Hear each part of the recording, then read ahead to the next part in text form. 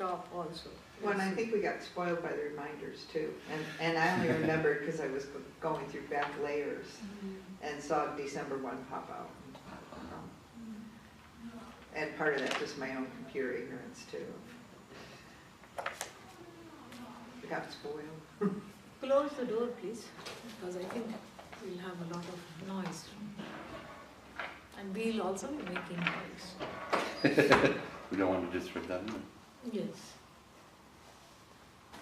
Om Sahana Bhavatu Sahana Bhunaktu Sahaviryam Karavavahai Tejasvinavadhitamastu ma vidvishavahai. Om Shanti Shanti Shanti.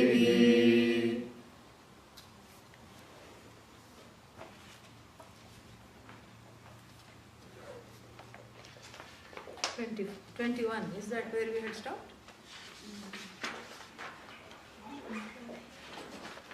Parokshat satphalam karma.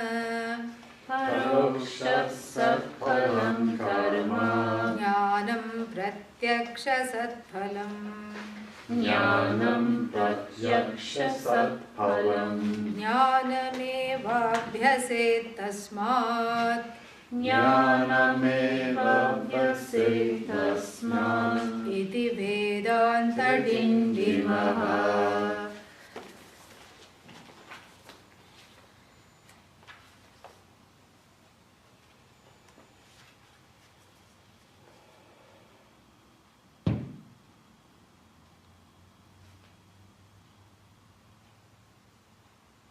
So, last time we saw that it was talking about return. Return means what? Back to samsara, that kind of return. Okay? Back to the same old, more of the same old, The only redemption here is that the same old appears to be new. Why? Because of the veil of Maya. Everything from the past, the pain and the sorrow and the angst and the doubt is all forgotten because of that covering, which also covers the ignorance. You see, that is the thing. The ignorance is the covering, but it also covers the ignorance from you until that avarna is removed. That's what it is. So it covers the fact that this jiva, this seeker, jiva means the individual separated from the whole, has been around for many lifetimes and has been going around. And forget many lifetimes, even in this lifetime, one makes the same kind of errors again and again and again. I have told you this story one time. I knew this person who would go shopping and buy the same color t-shirt, some kind of a hot pink, this color, this magenta color. And then she would say, I know this color doesn't suit me. I look frightening in it. These are her own words. But somehow when I go to the shop, I forget this fact number 1, and I also forget fact number 2, which is what? Which is that I have 7 other shirts and outfits of the same color, unused, hanging in the shelf, hanging in the wardrobe. I have forgotten that. So this forgetting is what we are calling avarna. In a certain sense, one is just so forgetful in the sense that, and why is one forgetful? Because one doesn't have that jnanam, that knowledge has not been assimilated, whether it's a knowledge of buying wrong things. And this also can be extended to going to the food market and getting attracted to those very things which are inimical to one's health. And in fact, the Ayurveda goes so far as to say that the kapha types, this kapha means this people who have, they are very strong, they are heavy set, they have beautiful voices, and they are the ones attracted to what? Sugar, processed food, this flour, gluten, all these kinds they are attracted to. And even among the fruits, if you take them shopping, they are not going to choose blueberries and strawberries. They will choose bananas. All these cloying things they are attracted to. Why? Because those are the things they are supposed to stay away from. And same thing the Vata types. Vata means the airy and dry people. What happens to them? They are attracted to things that they should not be going anywhere near. This is that kind of a thing. Chips, which is very bad. Again, that like dispels like. You're supposed to eat nice. They are supposed to eat all the bananas and the mangoes. Vata and Kapha are really, what should I say, completely opposite. Should never get married, because how do you decide what food to cook? At home, you're constantly juggling, because what is good for them is completely different than what is good for the other person. So this is completely opposite. And then in between there is Pitta, all confused, little bit of this, little bit of that, and neither here nor there. And then the Pitta, which is that that particular Pitta literally means bile. So that where the digestive juices flow very easily. So they don't need anything to keep pushing the digestion, like the spices. They don't need a lot of spices. But what do they want? Spices. When do they want them? All the time. Spices means they will not eat anything without some green chilies, those odd variety on the side. And this you see in eastern India, in the Bengal and Orissa areas. They will have put enough spices in the food, just the normal, whatever we eat, and then they will sit down to eat, and then they say, oh, we forgot the main thing. They will get up and grab a bunch of these, with the green chilies, the tinier they are, the greener they are. Yeah, these tiny, hot green peppers, they will keep on the side. And so one bite of the chapati and one bite of the chili. This is how the food is finished. So this is the Pitta constitution. So what I am saying is that even though one may have some kind of a inkling, this is not the correct thing for me, one forgets. Why? Because that knowledge is not assimilated in a certain sense, even with regard to the day-to-day activities. So what to talk of self-knowledge when it is not there and when one has not been sufficiently exposed to it. So that is the cause of coming back again and again and experiencing this world as a seeker. That is the whole thing. And the seeker's experience of the world is an incomplete experience. Why? Because one is constantly seeking, where is the completion to that quest? And I'm seeking the wrong things and the right things in the wrong places. I'm seeking the wrong things in the wrong places. And this is what it is. So therefore, this whole experience of being a seeker is not good news, because the seeker experience is an experience of discontentment and incompletion to life's quest. And that discontent in the form of stored desires becomes the propelling fuel for another life, because again I have to seek in this other life because the quest is not complete. So this is what it is. So this is what we saw last time. So if the major focus of one's life is what? Karma, verse 20, karma, then what happens? The more karma action you do, what happens? Result of action. Because of result of action, you are born again to experience the results of action, correct? So that is because there is a lot of things stored in this account. And then karminaha, the actors, the one who identifies with the action, come back. And then what about the meditators? They also come back. Oh, but they are meditating. What are they meditating on? Is meditation a karma or not? Yes, because it's a mental action. Meditation, I'm simply sitting. Simply sitting is also, an action. You cannot say I'm simply sitting, I'm not acting. Not acting is an action. So meditation is an action. Why? Because there is an intent and a will. Yeah, that will behind the meditation, it makes it an action, because that will is to gain something, correct? And that gain of that something, and what does one want to gain by meditation? Let's say peace of mind, or I want to give the significant other peace of mind. Why? Because when I'm meditating, I'm not fighting, I'm not arguing, so they are happy, correct? So either case, it's an active desire, correct? And it's a desire to gain something. And that peace of mind, which is always appearing to be elusive because I don't have that self-knowledge, so therefore I want that peace of mind by having this meditation. So then the meditation becomes karma, mental action with a certain gain. And also some adrishta will be there, some unanticipated consequences will also be there as a result of meditation, and that's okay, no problem. So now what happens as a result of this meditation? I gain good karma, correct? Because I'm out of trouble as long as I'm meditating, I'm not in anyone's way. And the good karma itself becomes what? Itself becomes the reason for another birth.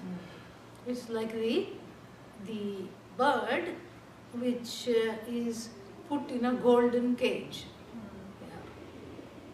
Which is better, iron cage or golden cage? It's a cage. Yeah, it's a cage. So here, that is why we have to see this. And then the last line of verse 20 is what? Jnaninaha na nivartante. The one who understands the reason for the birth and this quest, one who completes the quest through understanding that I am never away from what I seek, whether it's peace of mind, the peace of mind by having meditation as a condition of the mind, by conditioning the mind to be non-reactive, is an elusive peace, correct? That peace comes and goes.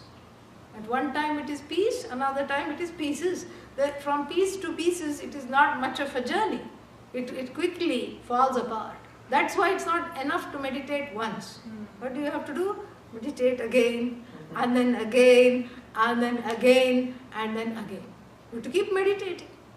So that itself shows something. That shows the fact that there is something there which is not permanent.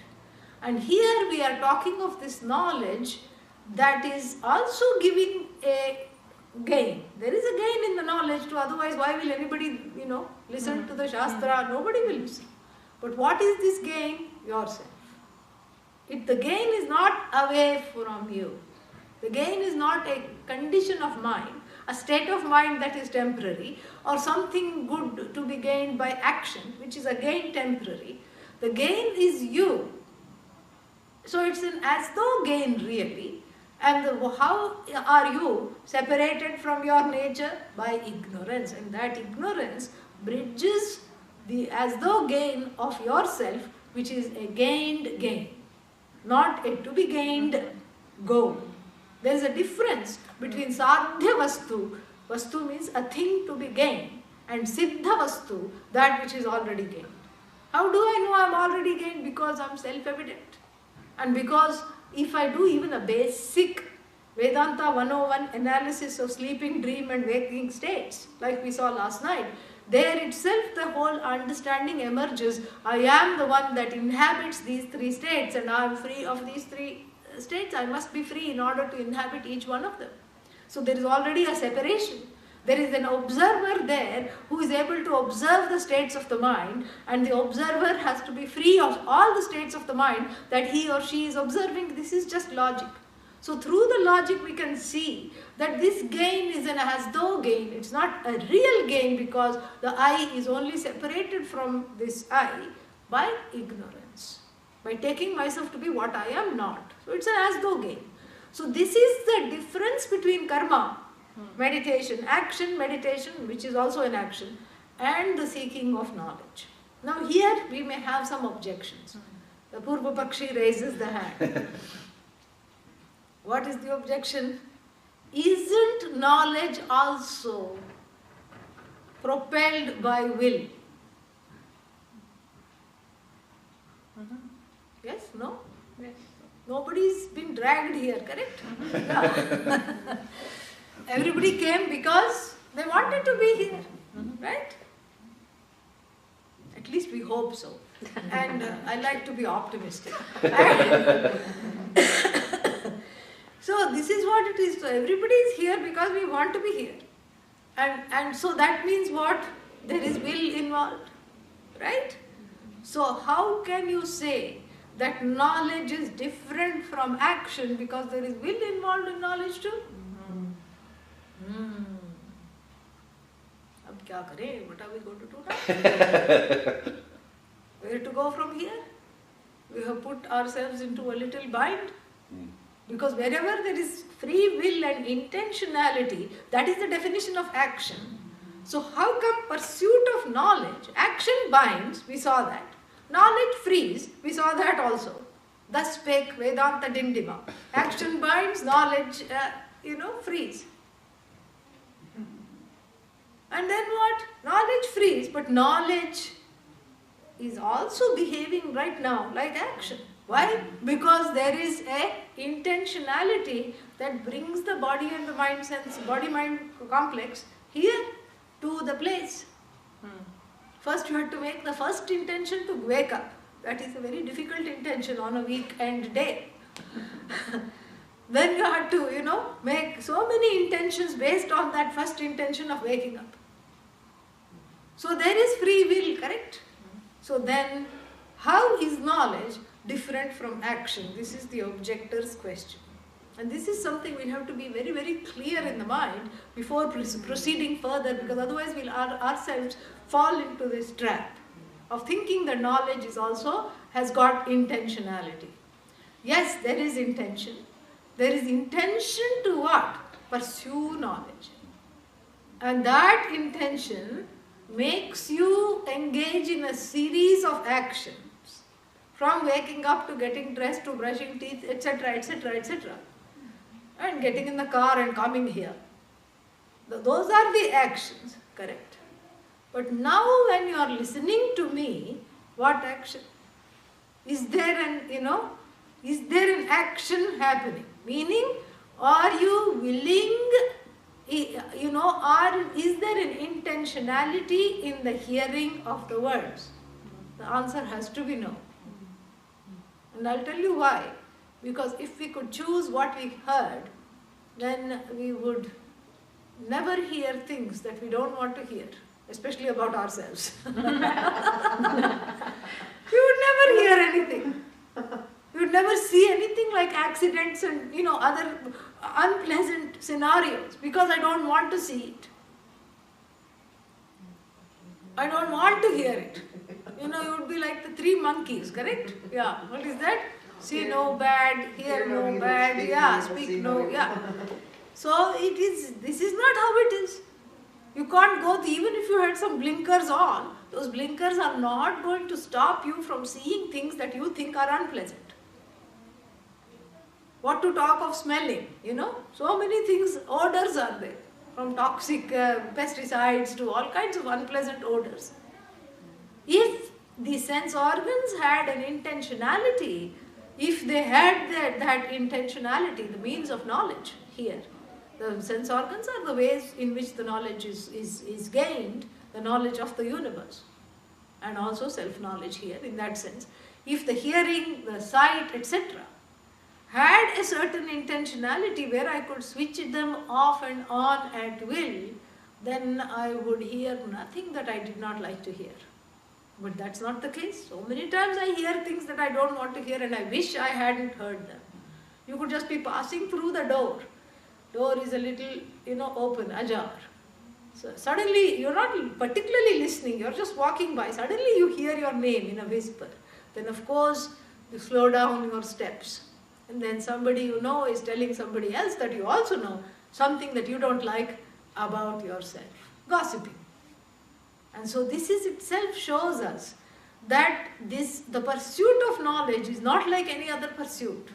Even though I may have engaged in a series of actions, and intention behind the pursuit is very much there, that brings me and keeps me in a place where the knowledge is disseminated. Having done that, that is the end of action, really. Having been in a place where the knowledge is being there, And having been in a place where I can expose myself to the knowledge, what is happening here? The knowledge has to take place. And this is what I always do. I say, what is this? Apple. Are you sure?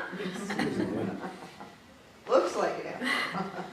Suppose I say, look at this lovely banana, no matter how much Shraddha, faith you had in the knowledge, you would not be able to negate what you saw, correct? Yeah. You won't be able to negate that this is, apple. You cannot see, banana or mango or anything even red, like this is a strawberry, big strawberry. This doesn't make sense. So therefore what? So therefore you cannot deny this, you cannot alter the knowledge. The knowledge has to take place. If the eyes are open, a decisive knowledge has to take place with regard to the eyes, if the eyes are open and if there is a form and color to be seen. And again, the second demonstration which I do is to say, here is an apple, please look at the apple, but don't look at my face. Is it possible? Or the other way around, please look at me but don't look at the apple. Not possible. If there is something to know, the knowledge takes place. The knowledge is as good as the object. This is what it is. The knowledge is as good as the object that is to be revealed. Jnanam vastu tantram. The knowledge is as true as the object to be revealed. So the knowledge of the object is not dependent upon the desire or the action of the hearer's ear.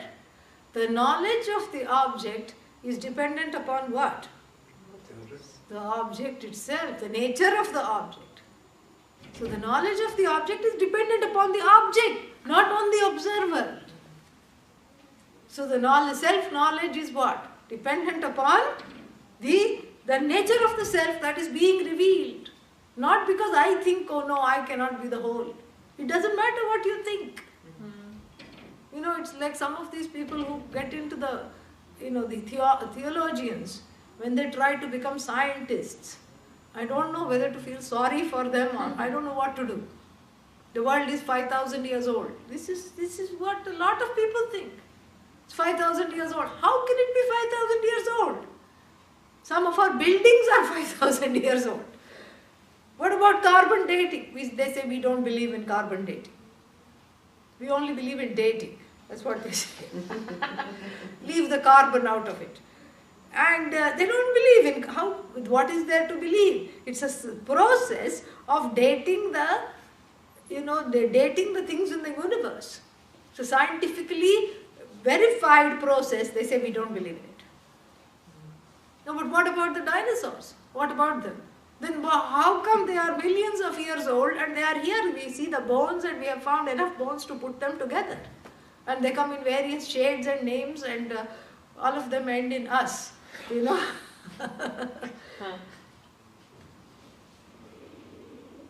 So what about them? Well, don't you think that God who created the world 5,000 years ago could have put a few dinosaur bones to confuse the people? This is an actual quotation by a Christian minister. God made the universe 5,000, 3,000 years ago, whatever they say, and then put a few million-year-old bones and asteroids to confuse the people. Why? Don't ask. This is where you have to switch off the thinking. So this is something, it's not about what you believe.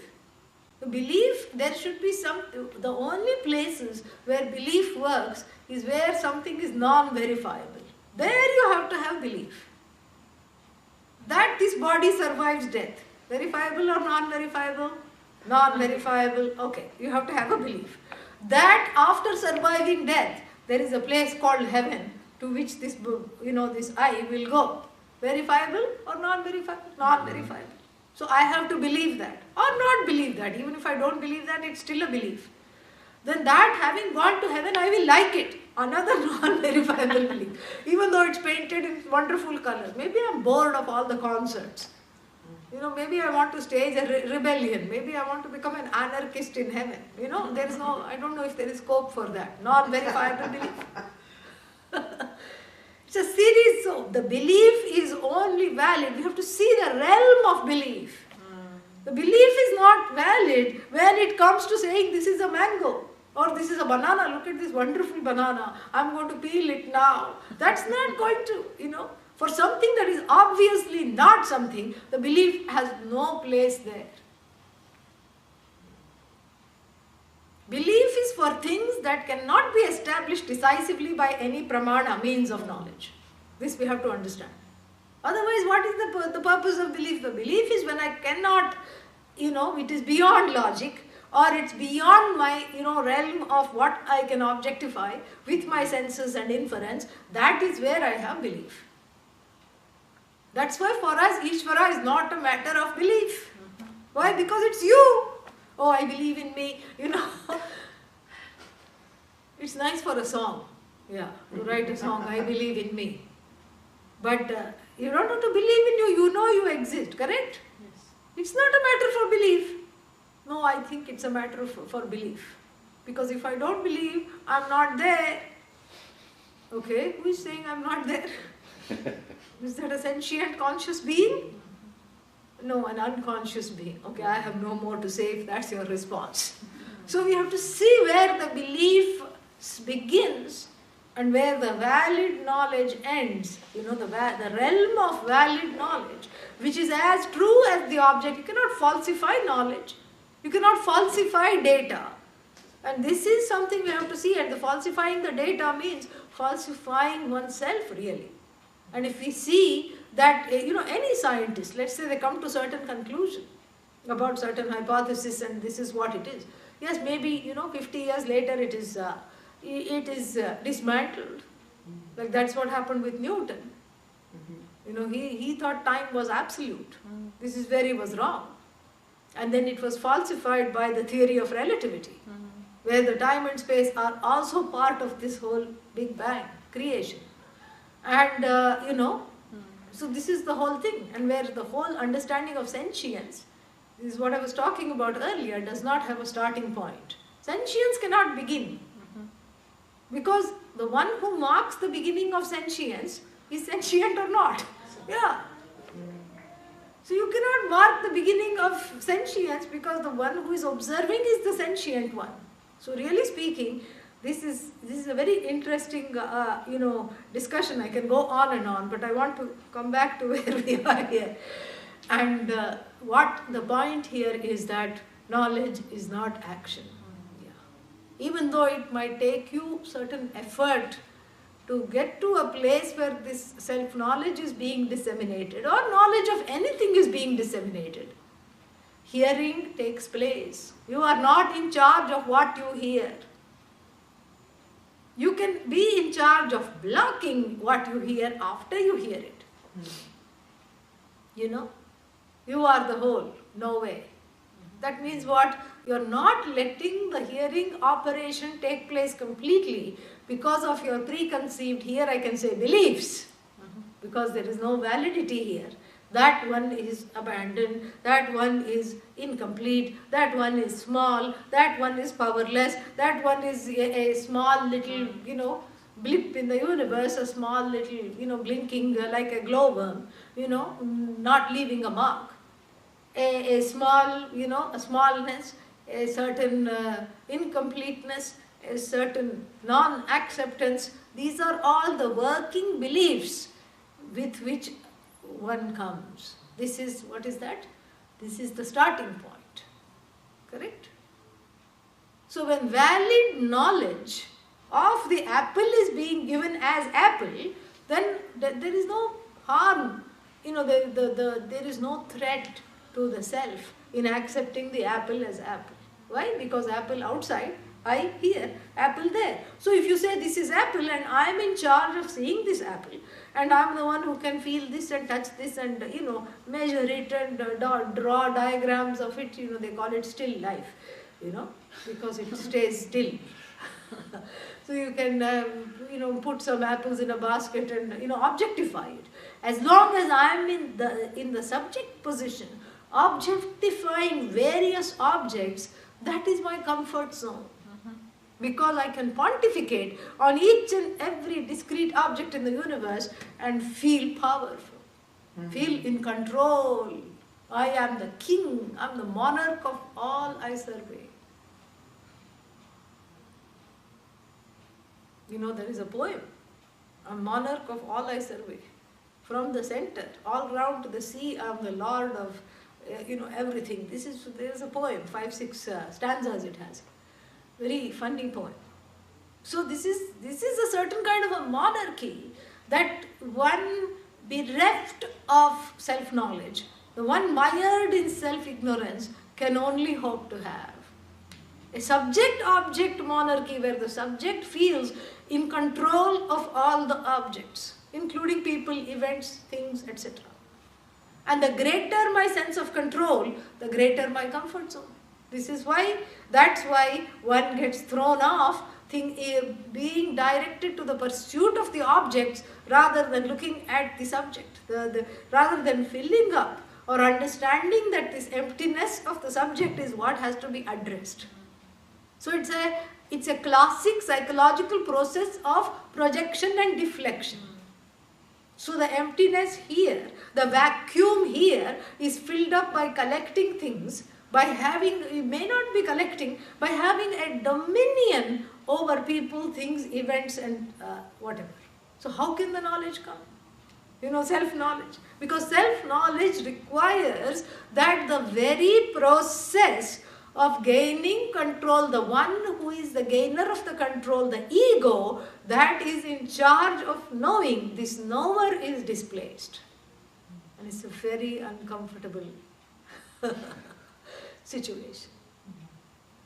If you tell me anything that I can stomach while keeping the knower in the throne of my own notions and in the thorny throne of my notions and beliefs, I'm willing to listen to you. But if you tell me something that de-seats or unseats the knower, the one who feels I'm in charge of everything, then how can I listen? So obviously the knower, the ego here, the ahankara, the I notion, builds some ninja blocks to the knowledge. Yeah. That is why, because of these blocks, even though the knowledge is really obvious as this apple is the fact that you are Satchidananda, correct? But the apple I can accept. Satchidananda takes time. Why? I am Satyam Jnanam Anantam, I am limitlessly sentient and whole and I am of the nature of consciousness. That takes time because there are rival notions wanting airtime. Yeah. They want to broadcast their own podcast. Yeah. They want to have their own, broadcasts. They want to say that no, my understanding is better than this thing coming from outside. What text, what lineage, what teacher, what is all this? I know me, right? I am the subject of the knowledge. Who should know me better than me? Who is this person? Somebody who just says, oh, you are Satchidananda. Yeah, right. They don't have to pay bills. They don't have to, they don't have to go to work. It's nice they can just sit inside their room and say, you are Satchidananda. What does that cost them? Nothing. They can just say that. So really speaking, this is the block. This is the kind of block where that is the difference between apple, cup, flower, whatever it is. This is apple. Yes, I have no problem saying this is apple because the I is not unseated from its place of notions.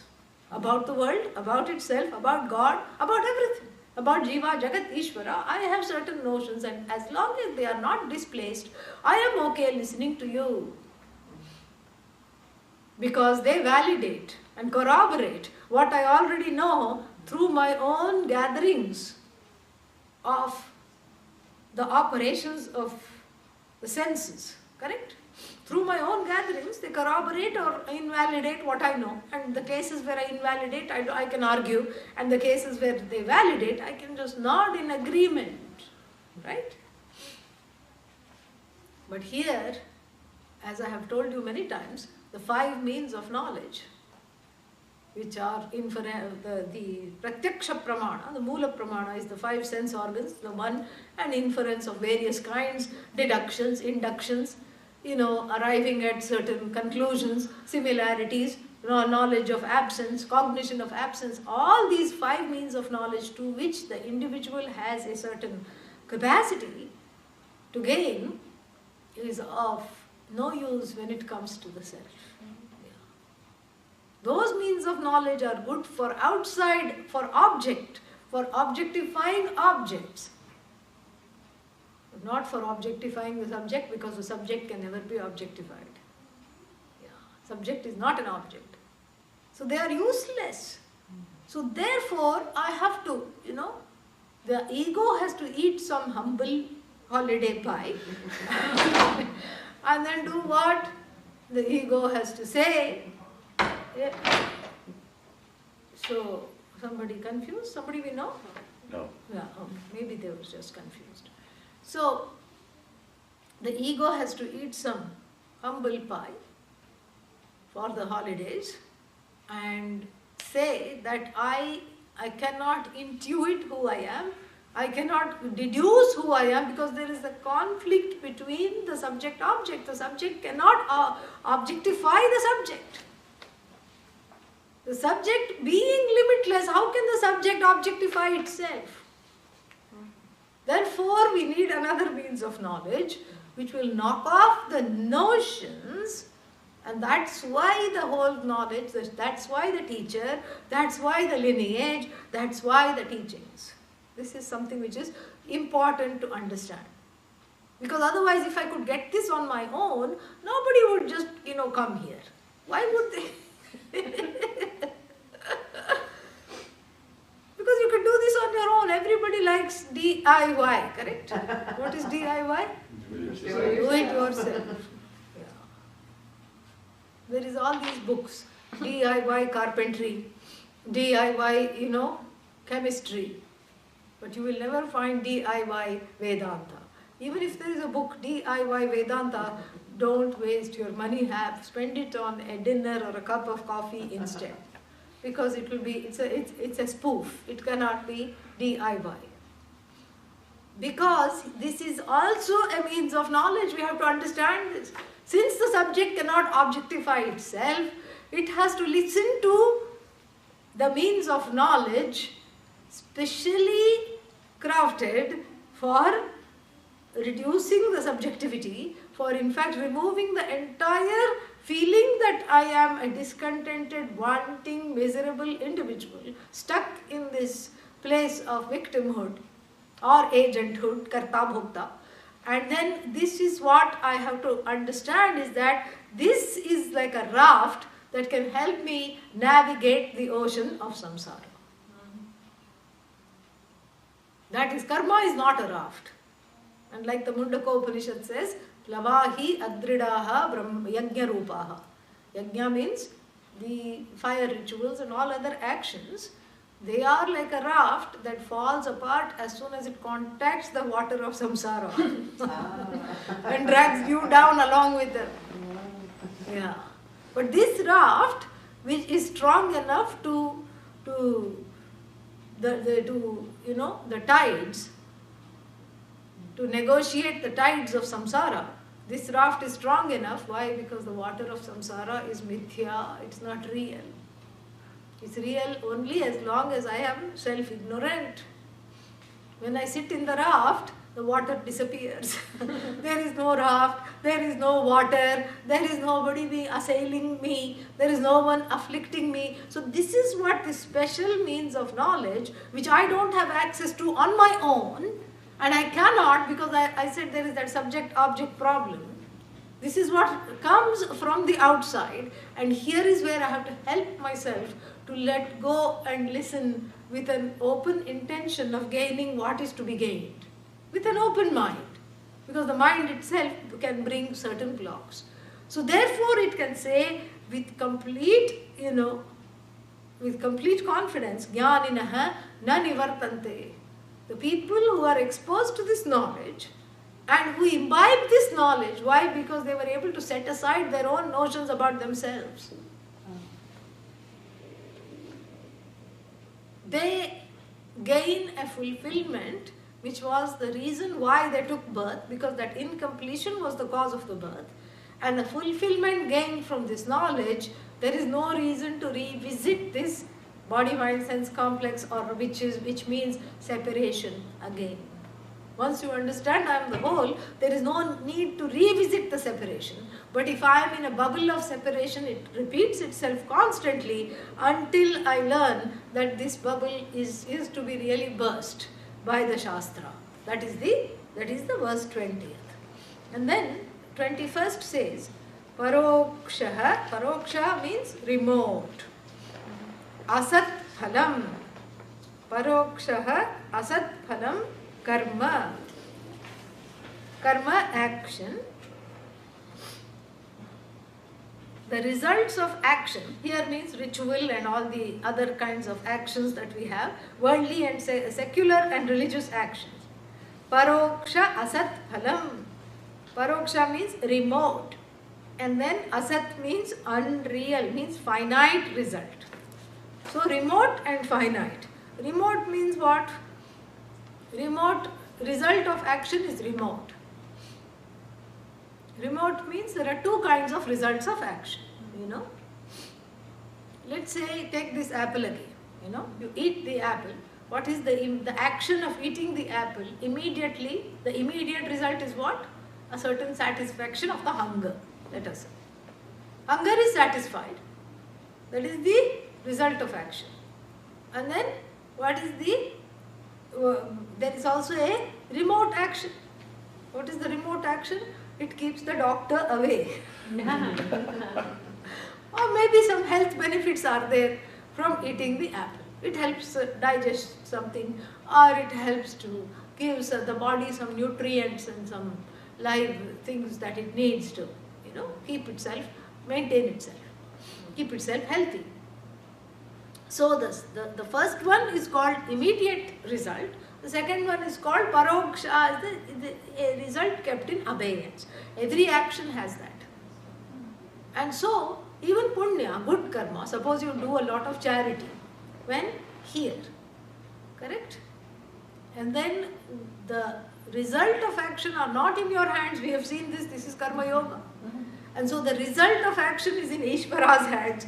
And meaning Ishvara's hand means it goes in accordance to the law. And that law, the result of action can either fructify now, and some of it does fructify now, and some of it can be kept in abeyance either in this life or other lives. Oh, but that's not nice. I come from a society of instant gratification, I want it now. If supposing one were to say, I would say, feel happy that some of the things are kept in abeyance for other lives. Because that is what has brought one to Vedanta. Otherwise it's impossible to sit in a class, really, because the initial drive is because of purva karma, purva punya, the punya from before. The good karma from before is what gives the initial fueling to sit in the class before even the desire comes, because the desire has been carried over from the last life. Oh. So you see, there is the desire and also the good fortune to finally be in a place of addressing this pain and this sorrow and this fear. It's a good fortune, and that has come from, from the past. And in the beginning, that is a wonderful thing. We saw this in the Vivek Chudamani. The 3 M's come from the grace of God. What are the 3 M's? Human birth, manushyatvam, mumukshutvam. What is mumukshutvam? The desire to be free. The desire to see myself as free and then liberated. And then Mahapurusha Samshrayah, the taking recourse to a teacher. That is what those 3 things, Daivanugraha Hetukam, come from the grace of God, Ishvara. Grace of God means what? It's your own karma which transforms into the grace.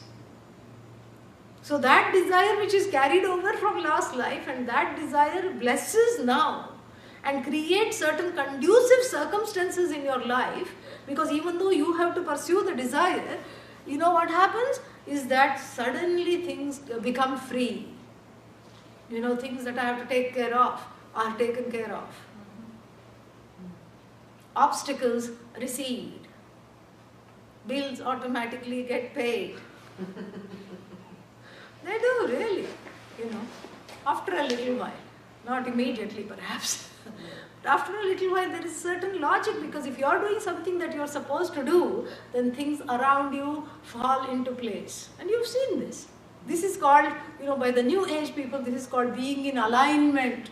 Alignment with what? With your own true pursuit, with your own self.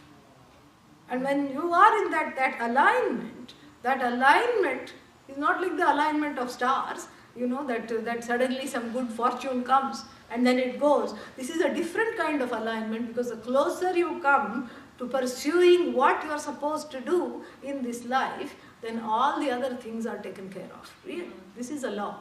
This is part of the law. Law of moksha. Law of karma, law of moksha. So, law of jnana, law of this thing, yeah.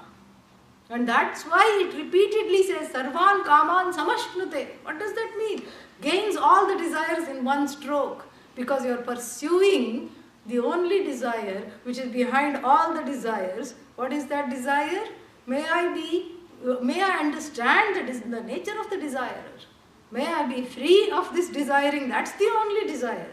And if that is the only desire and every other desire is a spin-off and a deflection of that desire, this desire alone, when you fulfill, when you cut through all this, you know, wool of Maya and pursue the true thing to be pursued, all the other things automatically get taken care of.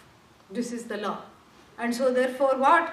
So but karma, you know, has certain, when action becomes the main pursuit in life, says verse 21, what happens? The results are finite and remote, because you don't even know if you'll get the results now or later. If you make action the focus, then what? You're keeping on wanting. All the time you're wanting.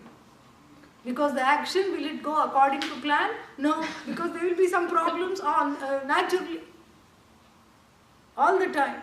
Especially, you know, when the stars are not cooperating. Mercury is somewhere and this is somewhere, and so there's all kinds of missed things that are happening. So you cannot control the results.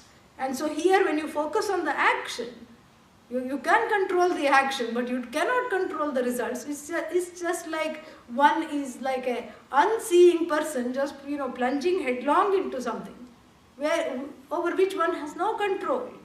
And so therefore the results of action are both finite and remote. So even if you get it right now, it's an exhausting thing. It exhausts itself and it exhausts you. In both ways it is exhausting, because action is exhausting. It exhausts you and it exhausts itself. So therefore what? It is paroksha, remote and finite. Asat means it is not lasting. Phalam. And then compare that to knowledge. The results of knowledge, you are the whole. When do you know? In the hereafter. No. When? No. Now I know I am free, correct? Now I know that, okay, I am getting more and more of a hang of what this is all about. Now I am Satchidananda. Yesterday also I was what? Satchidananda. Tomorrow the chances are I will still be Satchidananda. So we are talking of that thing which I already am, the gain, the as though gain of already that which is. This is what I understand. So therefore it is an immediate result, not some result in the future. And also I am Satchidananda lasts for how long? 10 minutes? Because it is you cannot be away from it ever. So that result is an infinite result, because you happen to be infinite. So the result of knowing your nature is infinite. So here you have an immediate and infinite result if you pursue knowledge, self-knowledge. Or you have a finite and what? And a, finite and remote result if you make actions the main focus of your life. What shall I choose? And then, of course, as a moot point, the second line says, therefore, jnanameva abhyaset. Tasmat, therefore, jnanameva abhyaset. Focus on knowledge repeatedly. Thus spake Vedanta, the drum roll of Vedanta is ready to say, what? Please focus on knowledge, because the pursuit of karma is exhausting, results are exhausting, you are exhausted, and then what? The results are remote, you may not even get the results even though you've done everything in earnestly. Why? Because you know that if you do all the work, the credit is always taken by somebody else. Why? Because they have better punya, that's all. Or they are creating some papa for next life. Next life there may be some, little worm or something. We don't know. I'm just joking. Okay? Yeah. Who knows about next life? Let's just focus on this one. So this is what this is the Vedanta Dindima. Very nice. 21st verse is really the key. Very beautiful. It just sort of lays it out as it is.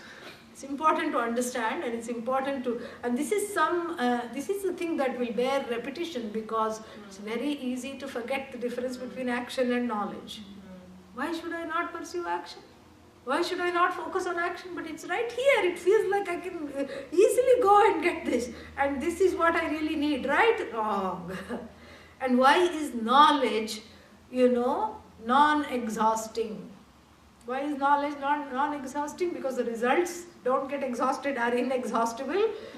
And when you are sitting listening to knowledge, are you exhausted? No. If you are exhausted, there might be times. Some lectures you find exhausting. That means there is a defense mechanism that has barred the knowledge from going in, and that is what is exhausting. Yeah. Knowledge is not exhausting. It's like looking into the mirror. Even if one is 95 years old and the face is like a road map by that time, full of creases, and you pass a window or a reflecting surface, the person will stop. Oh, I don't look bad for 95. That is the love of the self. No matter when, no matter how many wrinkles one has, even though one may not like oneself, one will look into the mirror and then criticize, but one will look. And that is the love of the self. So one doesn't get tired at looking at a self that is extremely lovable, that happens to be limitless. That is the only object of love, really. The only object of love happens to be the subject. To bring out the pleased self is the main pursuit in life. So whether one pursues what? Marriage or family life, or has a pet or has a pet rock, it's not for the sake of the pet rock that you have the pet. It's for the sake of you. You means what? The pleased self. And the pleased self, in the mind of the person who is ignorant of the self, is evoked in contact with the Jagat, with the objects in the outside world. This is one's lay person's understanding. A non-Vedantin's understanding of the Jagat and the things inside the Jagat is that I have to contact those things. I have to become one with the apple, It's not enough to have it there. It's not enough to say aha, means admire it from a distance. I have to say swaha, swallow. So I have to become one with the object of desire. And when you look at each and every object of desire, the object of desire is not random. It may look random, but really all of them are designed to bring out the pleased self. And when I say pleased self, it's a self that is already pleased or needing to be pleased? Already pleased self. But because I don't know, I need the constant contact of people, events, happenings, things, places in order to bring out this pleased self. Like a concert, like a, dance performance, like a movie, like something needs to happen to turn that magic self to come out. So then the jiva keeps creating the so-called conducive situations to bring out the pleased self. This is a mistake. I'll tell you why. Because the pleased self only comes out, based the way to create conditions, conducive conditions, is through ragadveshas. They are the propelling forces, the desires. And the desires, as you know, keep switching. And so the conducive situations also keep switching. And the pleased self is always within and doesn't come out, because the conducive situations get harder and harder to create. Also, the conducive situations are created according to karma, according to actions, correct? And as I told you, it's very difficult to control the results of action. And so therefore, we have to see that the pleased self is already pleased, is already lovable, is already infinite, is already beautiful, is already there, waiting to be recognized. And this is a different pursuit than trying to make the pleased self pleased. The pleased self doesn't need to be pleased, correct? It's already pleased. So please recognize the pleased self. This is what it says, rather than trying to make that which is already pleased, trying to bring it out. Because even when it comes out for an airing, because it is powered by the ragadveshas, as long as the ragadveshas are there, the pleased self comes out, and then whatever the conditions are, the conducive conditions are finite, and then the pleased self is as though inaccessible. But here we have a drastic departure from the everyday, mundane reality, saying that the pleased self is ever accessible and never exhausted, never tired. One is never tired of being happy. Can you say, I'm tired of being happy? No. And so when this is replaced in the mind, and when the love of knowledge takes over, the knowledge represents the self. The self in waiting, so to speak, waiting not to be pleased, waiting to be recognized as pleased. Here there's already a difference. Before, the self was waiting to be pleased because I didn't understand that it was already pleased. Here the pleased self is waiting to be recognized, which is a different thing. And so the love of the self is dependent upon what? The love of the pleased self is the accessing of the pleased self is now gone from the realm of action to the realm of knowledge. So therefore I start loving the self-knowledge. This is what has to happen. There has to be a shift from loving the activities, even though I'm engaged in activities, to prioritizing the knowledge or loving the knowledge, because the knowledge is what is the mirror that is letting me have a long drink of the pleased self, a long look into the pleased self. So this is the shift that needs to take place.